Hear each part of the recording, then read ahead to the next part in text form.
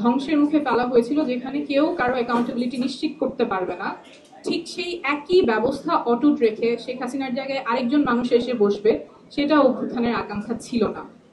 কারণ ওই সময়টাতেই সবাই বলেছিলাম বাংলাদেশ 2.0, অর্থাৎ আমাদের একটা আমূল পরিবর্তন প্রয়োজন, শুধুমাত্র বেগ কিছু জিনিস না। রাস্তায় রাস্তায় এখনো দেয়ালে দেয়ালে লেখা আছে স্বাধীনতা এনেছি সংস্কারও আনবো। একদম পটভূমিটা যাতে পরিবর্তন হয়, ব্যবস্থাটা যাতে পরিবর্তন হয়, যেখানে কেউ আর রাষ্ট্রীয় প্রতিষ্ঠানগুলো মেকানিজমগুলো ব্যবহার করে শেখ হাসিনা যেভাবে ক্ষমতা কুক্ষিগত করে রেখেছিলেন সেটা যাতে আর না থাকে, এবং সেই সময় এই ব্যাপারে ঐকমত্য ছিল। তো এই পটভূমিতেই কিন্তু অন্তর্বর্তীকালীন সরকার অনেকগুলো কমিশন করেছেন। সেই কমিশনগুলো আমাদের ব্যবস্থাগুলোতে কি পরিবর্তন লাগবে, কি সংস্কার লাগবে, সেটা নিয়ে তারা খতিয়ে দেখবেন। কিন্তু এই যখন কমিশনগুলো ফর্মড হলো, কমিশনের যে রিপোর্ট আসবে সেটা স্পষ্ট ছিল না। অনেকগুলো কমিশন হলো, তার মধ্যে মাত্র 6টা কমিশনের রিপোর্ট নিয়ে ঐকমত্য কমিশন গঠিত হলো। সেই ঐকমত্য কমিশনে যে 6টা কমিশনের রিপোর্ট আলোচনা করার কথা, সেই 6টাও আলোচনা হয় নাই। অর্থাৎ বাকি যেই কমিশনের রিপোর্ট গুলো আছে, আনফরচুনেটলি সেটা হয়ে যেতে পারে একটা একাডেমিক এক্সারসাইজ। অর্থাৎ রাষ্ট্রের জনগণের, আমরা তো যে কোনো পরিকল্পনা করি সেটা বাস্তবে অনেক পরিকল্পনা করি, এই দেশে ঘুরতে যাবো, ওই দেশে ঘুরতে যাবো, সেটার বাস্তবায়নের পথরেখা না থাকতে পারে, কিন্তু জনগণের ট্যাক্সের টাকায় যে কমিশন রিফর্ম প্রপোজাল গুলো আসছে সেটার বাস্তবায়নের কোনো রূপরেখা থাকবে না, এটার কি অর্থ?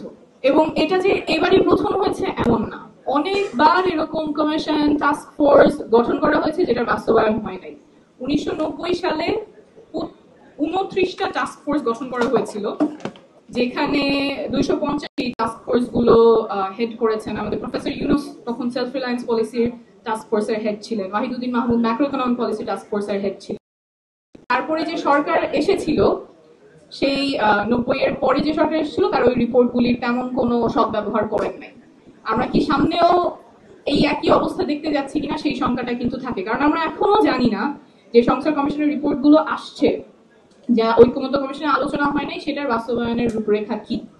সাধারণত যে কোনো পরিকল্পনা হলে, সংস্কার পরিকল্পনা হলে, যেটা এক্সপেক্টেড, কোন সংস্কার হবে, কিভাবে হবে, কে বাস্তবায়ন করবে, কবের মধ্যে বাস্তবায়ন করবে, এবং সেই প্রয়োগকারী সংস্থা যদি অত তারিখের মধ্যে বাস্তবায়ন করতে না পারে তাহলে সেটার কনসিকুয়েন্স কি হবে, এটা সুস্পষ্ট থাকতে হবে, নাহলে তো বাস্তবায়ন হবে না। কেন বাস্তবায়ন হবে?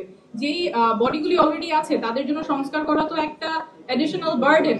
তার মধ্যে যদি পাথওয়ে স্পেসিফাইড না থাকে তাহলে তো সেটা বাস্তবায়নের কোনো আশা নাই, এবং এটা আমরা বারবার হতে দেখেছি। 90-এ হতে দেখেছি, বিগত কেয়ারটেকার গভর্নমেন্টের আমলেও হতে দেখেছি। টাস্ক ফোর্স গুলো হয়, কমিশন হয়, রিপোর্ট নির্দিষ্ট যাতে পথরেখা থাকে, এবং যেভাবে আমরা যে কথাটা বলছি যে কে বাস্তবায়ন করবে, কবের মধ্যে করবে, এবং না করলে কি হবে, এইটা স্পষ্ট থাকতে হবে প্রত্যেকটা সংস্কারের ক্ষেত্রে। জুলাই সনদের ক্ষেত্রেও এখানে কমিশন থেকে একটা প্রস্তাবনা এসেছে যে যদি নির্ধারিত সময়ের মধ্যে যে সংস্কারগুলোর কথা বলা হচ্ছে সেটা যদি না করা হয় তাহলে সেটা স্বয়ংক্রিয়ভাবে গৃহীত হয়েছে, এটা দেখা হবে। So that is one way of saying what will happen if this is not implemented. There can be other ways, but what is the other way? We cannot leave it without consequences. যদি এটা না হয় তাহলে কি হবে, সেটা যদি স্পষ্ট না হয় তাহলে হয়তো এটা হবে না।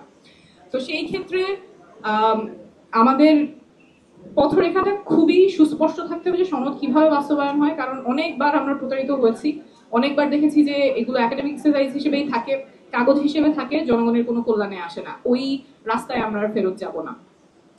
অনেকে মনে করছেন যে রাজনীতি আগের মতোই চলবে। রাজনীতি আগের মতো চলবে না।